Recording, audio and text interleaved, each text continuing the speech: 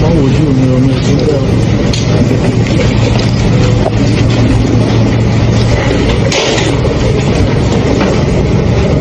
ẹ mọ́ yìnbọn ẹ̀jẹ̀.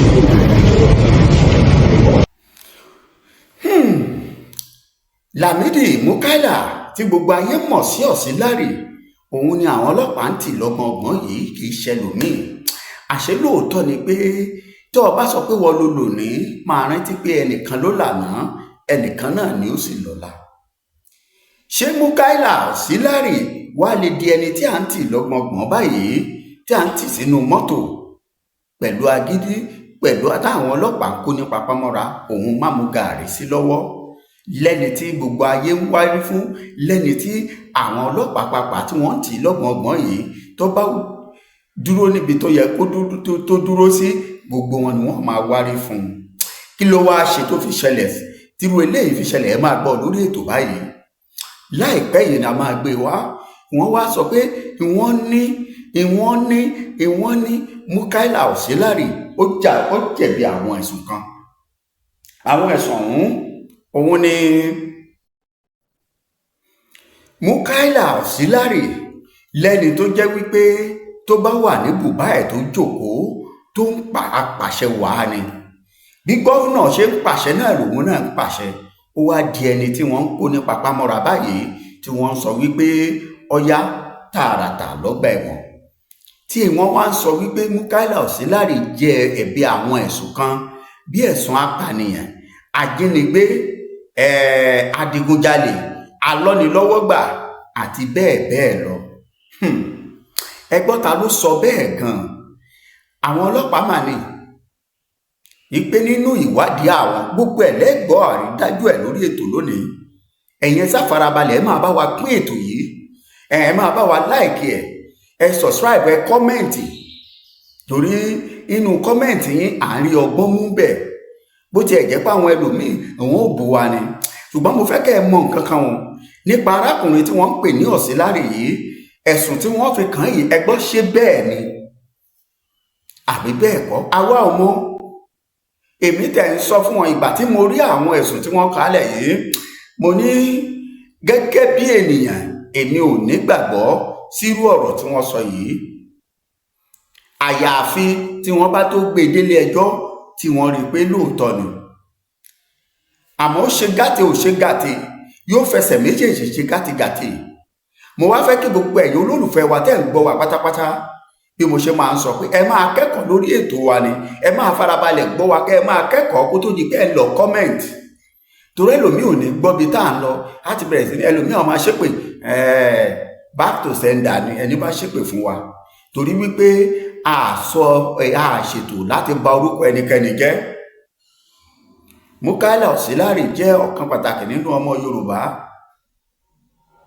tó yẹ kó wà pẹ̀lú wa láti máa jìjàgbara fún ilẹ̀ Yorùbá gẹ́gẹ́ bí ikọ̀ alágbára tó jẹ́ nípínlẹ̀ Ọ̀yọ́ mò ń sọ ní gbogbo káàlẹ̀ ilẹ̀ Yorùbá pátápátá àmọ́ gẹ́gẹ́ bí iṣẹ́ tó yàn láàyò ń tiẹ̀. ṣebí Mukaila yìí náà ló sọ wípé kí ìjọba bá fún òun láàyè kó òun gbogbo ohun tó ń pè ẹnikẹ́ni tó bá sọ ọ̀rọ̀ Yorùbá nation àwọn máa track ẹ̀ down that is to say àwọn máa mú kúrò nílẹ̀. ẹjẹ́ á máa rántí pé gbogbo ìwà tá a bá ń gbogbo ìrìn àjò tá a bá ń ṣe láyé ẹjẹ́ á máa rántí pé òní ńlá ni o òní gan tílẹ̀ ò tí ì ṣú àwàkọ́ ńlá ní. àkókò tá à ń sọ̀rọ̀ yìí la sì mọ̀ pé à ń sọ̀rọ̀ tó bá tó àkókò kan ó ẹlòmíì máa gbàjọba. kí wàá la wá ń gbé pọ́n ẹ wò ẹ má jẹ́ dà yín láàmú ẹgbẹ́ ẹ̀sùn tí wọ́n fi kàn Ọ̀sìnlárì mi ò fẹ́ pẹ́ lórí ètò yìí rárá kí gbogbo wa lè bá àfikọ́gbọ́n. àwọn kan ní ẹ torí pé ó ṣe íńtáfíù ni ṣé Mukaila ṣẹ̀ṣẹ̀ ń ṣe íńtáfíù ni ṣáwọn oníròyìn ṣẹ̀ṣẹ̀ ń gbóhùn lẹ́nu ẹ̀ ni ẹ wá gbọ́ torí ẹni tí ó bá gbọ́ tẹnu ẹ̀gà alẹ́gà ń pa àtú ẹ wá gbọ́ àwọn ẹ̀sùn tí wọ́n fi kan Ọ̀sìnlárì tí wọ́n fi sọ pé ó jẹ̀bi ẹ̀sùn òun rèé o. ẹgbà kò rí tí wọ́n fún wọn ní ẹ wo bí òun rèé nínú ìwé ìròyìn tó jáde lójoojúmọ́ ilẹ̀ wa lónìí ó ń bẹ́ẹ̀ torí wòye àná báyìí ni wọ́n fi ìdájọ́ lélẹ̀ láti ọ̀dọ̀ àwọn ọlọ́pàá. Wọ́n ní police parade Ọ̀yọ́ motor park bus auxiliary for murder orders. Ọlọ́run kó máa ṣọ́ wa o torí ọ̀rọ̀ ẹnu nígbà mìíràn a máa ṣàkóbá fún ni. Òun rèé ẹ máa gbọ́ bó ṣe ń lọ. Ọ̀yọ́ State Commissioner of Police Hamzat Adébọ́lá on Thursday paraded the former chairman Park Management System Lamidi Mukaila, fondly called auxiliary. The Punch reports that Department of State Service penultimate on Tuesday arrested auxiliary at his Olodo residence in Ibadan, the state capital, months after police had declared him wanted for allegedly involving in a series of armed robberies. Ṣẹ́gbọ́n àwọn àṣírí nìyẹn o, ẹ̀sùn tí wọ́n fi kàn nìyẹn o, àwọn ló fi kàn o. I am not sure, I'm not a lawyer, èmi kìí sì ṣọlọ́pàá débi pé wọ́n fi wádìí ẹ̀, ṣùgbọ́n àwọn kan tí ẹ̀sùn tí wọ́n fi kàn Mukaila rèé, ẹ̀sùn tí wọ́n fi kàn rèé o, kó tó di pé yóò rí bẹ́ẹ̀ kò rí bẹ́ẹ̀, èmi rò pé ó dìgbà tó bá dé ilé ẹjọ́. Ẹ máa gbọ́ o, kidnapping and murder cases. Ọ̀gá o. While parading the suspect at the state police command said he will be charged to court. Ẹ ti gbọ́ pé wọ́n máa gbé Mukaila lọ sí kóòtù láti lè convince ẹ̀ pé tó lóòótọ́ ló jẹ̀bi yìí, àmọ́ lọ́sẹ̀ yìí lásìkò tá à ń sọ̀rọ̀ yìí is just a suspect.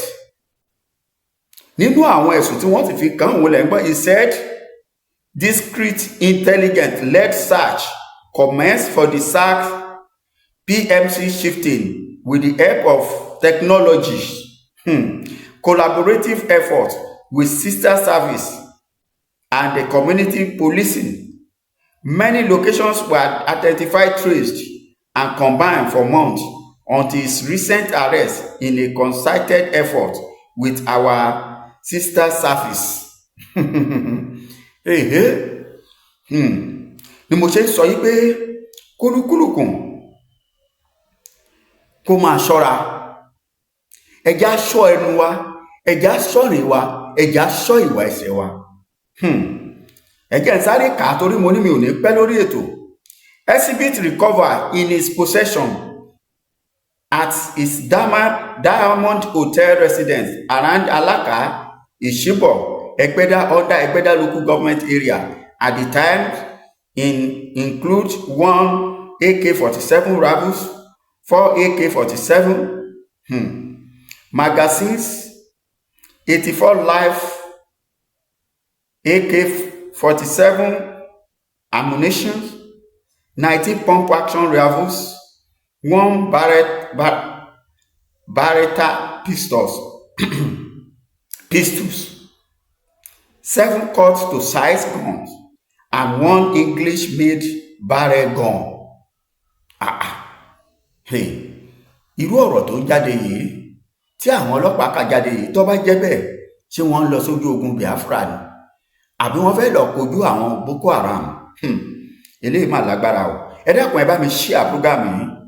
Others are 724 live cartridge, 24 cutlasses, 7 jackknife, 33 mobile phones, 1 Samsung laptop, shams. Ṣáàmù yẹn oògùn jẹ́ nǹkan kan, ebi fi ń protect ara ẹ̀ ni, àmọ́ èyí tẹ́ ẹ ti kàálẹ̀ yìí ọwọ́ agbẹnu tán 33 mobile phones yéèpà láì ṣe iléeṣẹ́ kí là ń pè 1 Mazda bus, 1 Toyota Sienna, ìyẹn lè wà fún àwọn tó fi ń ṣiṣẹ́, cash of sum of 3,450,000. Olówó ni náà. Moving forward, the suspect will be charged to court for offence committed. The CP therefore thanked the public for providing credible information to curb the crime in the state. Ẹ̀sùn tí ọ̀gá ọlọ́pàá kà sílẹ̀ pé wọ́n bá pàdé arákùnrin yìí. Mo ṣe ń sọ fún wa wípé ta ló sọ pé kò síjọba? Ta ló sọ pé kò sí ọlọ́pàá? Ta ló sọ pé agbófinró Nàìjíríà ò ṣiṣẹ́? Ẹni kírú wọn lọ kán sá fún ìwà ọ̀daràn o, torí tí wọ́n bá fi lè dáràn pẹ́rẹ́ wọ́n á mọ̀ pọ́lọ́pàá ń bẹ ń gbòòrò, wọ́n á mọ̀ pé ìjọba ń bẹ. Ọ̀sílárì nínú àwọn ọ̀rọ̀ ẹ̀ tó máa ń sọ, a máa jẹ́ kó yé àwọn èèyàn pé ìjọba lòun ṣiṣẹ́ fún, òun ṣiṣẹ́ fún Ṣèyí Mákindé, òun ṣiṣẹ́ fún gbogbo PDP, òun ò ṣiṣẹ́ APC.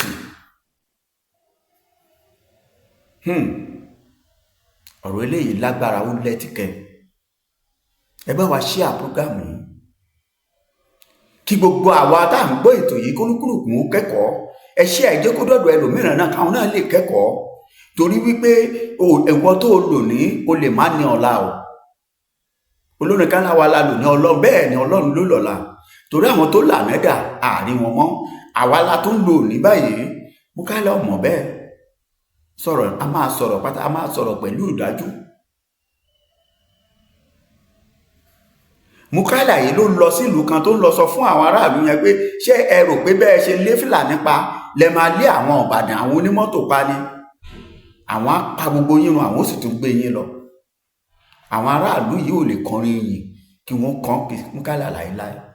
Àmọ́ ohun táwa ń sọ lọ́rọ̀ ni pé tó bá jẹ́ pé lóòótọ́ lẹ̀sùn yìí ọba òkè ó gbà á, bó bá sì tún jẹ́ pé lóòótọ́ tún ní nídàkejì, ẹlẹ́dàá ẹ̀ yóò dúró tì í tí ó bá jẹ́ pé kò lọ́wọ́ nínú àwọn nǹkan yìí tó jẹ́ sábàbí ni. Gẹ́gẹ́ bí ọ̀rọ̀ tiẹ̀ pé tó máa ń sọ pé àyànmọ́, tó bá jẹ́ pé àyànmọ́ tiẹ̀ ní wípé ìjọba máa gbé Ọlọ́run ó gbà ń bẹ̀, pé ìjọba ó gbé o yóò sì jùlẹ̀. Mo sáró ìwé ìròyìn kan tiẹ̀ gbé wípé wọ́n tún dárúkọ ọ̀kan nínú àwọn tó pa tẹ́lẹ̀ tí wọ́n fẹ̀sùn ẹ̀ kàn án. Gbogbo ẹ̀yin tẹ́ lẹ́ ń ṣiṣẹ́ fún ìjọba, à ń pariwo Yorùbá nation. Ẹ̀yin ọmọ Yorùbá tẹ́ wà nípò ìjọba lónìí, tẹ́ ń ṣèṣe pé ẹ̀yin lẹ lónìí, ẹ fi ti Múkáílà kọ́gbọ́n. Ẹ gbọ́, ẹ fi ti Múkáílà Ọ̀sílárì ẹ fi kọ́gbọ́n. Tẹ́ ń ṣe pé kò sẹ́ni tó dàbí yín. Ọ̀rọ̀ rẹ o, akíkanjú ọmọ rẹ ẹni akọni tó jẹ́ pé tí gómìnà bá dúró báyìí gbágígbágí ló dúró tì í. Bálágbára kan bá fẹ́ wọ ìlú ìpínlẹ̀ Ọ̀yọ́ pàápàá jùlọ nílùú Ìbàdàn nígbà tó wà níjọba, ó gbọ́dọ̀ pàṣẹ pé ó yá ẹ̀yin boys ẹ ṣe báyìí, tí ò sì sí ẹ̀dá Ọlọ́run tó gbọ́dọ̀ yẹ̀ wò, yẹ̀ ẹ́ lọ́wọ́ wò. Òun ló ṣe ń sọ pé Sunday Igboho ọmọ ọ̀dọ̀ òun ni. Gbogbo àwa tá à ń ṣe Yorùbá nation, tíjọba bá sọ pé ó yá tá à ń béèrè ìjọba Yorùbá nation, gbogbo wa ṣẹ̀kún báyìí nínú agolo. Àwa ò fẹ́ kó wọnú ìjọ̀gbọ̀n. Ó hàn sí ẹlẹ́dàá, ó hàn sí ẹlẹ́dàá tiwa, ó sì hàn sí ẹlẹ́dàá ti tiẹ̀ náà. La ṣe ń gbàdúrà fún ọ pé ọba òkè ó yọ ọ́ kúrò nínú ọ̀fìn tó kó sì yìí. Ó ṣeéṣe kọ́ yá jẹ́ pé o fẹ́ lọ kọ́ ẹ̀kọ́, pé a yẹ ká mọ bá a ṣe sọ̀rọ̀, ó yẹ ká mọ bá a ṣe hùwà tá a bá wà nípò agbára, ó yẹ ká mọ bá a ṣe ṣe ohun gbogbo, ó yẹ ká béèrè fún ọgbọ́n láti ọ̀dọ̀ àwọn àgbà, àwọn tó ti nírìírí táwọn náà sì ti wà nípò rí. Káyé máa ṣe pé kò kàn mí, ebi àwa la wà ń bẹ̀, àwa ní ìjọba tó ń ṣèjọba, àwa làwa ń ṣààbò lórí wọn. Lẹ́yìn ìjọba tún ni. Lẹ́yìn ìjọba ni omi ló ti gbẹ lẹ́yìn ẹja yìí, kí ló tó kàn? Ẹ bá wa ṣe àpúrógámù yìí títí ìgbà míì tá a tún máa pàdé. Ẹja fi lè ṣàríkọ́gbọ́n o. Àní padà Yorùbá nation ó di dandan kọ́wọ́ wa tẹ̀. Nígbà tí ó bá sì tẹ̀ tó jojú èmi àti yẹn ni, Ọ̀sílárì náà máa wà láyé láṣẹ Èdùmàrè. Kò sí wàhálà o. Lórí ìkànnì yìí, ìlọsíwájú ọmọ Yorùbá òun ló jẹ wá lógún. Àwa wá ìṣubú fún ọmọ Yorùbá kankan bó ti wù kó rí, àtẹni tó ṣe ti Yorùbá nation o, àtẹ̀yìn tẹ́ ẹ̀ ṣe o àwa ṣubú fún yín, torí tá a bá ní kẹ́ ẹ máa ṣubú, ta ni àwọn mélòó la fẹ́ jọ ṣèjọba ẹ̀ nígbà tó bá dé. Títí ìgbà mìíràn tá a tún máa pàdé, ẹ bá mi like, ẹ share, ẹ subscribe sórí ìkànnì yìí. Á pàdé láìpẹ́ padà. Ó dàbọ̀.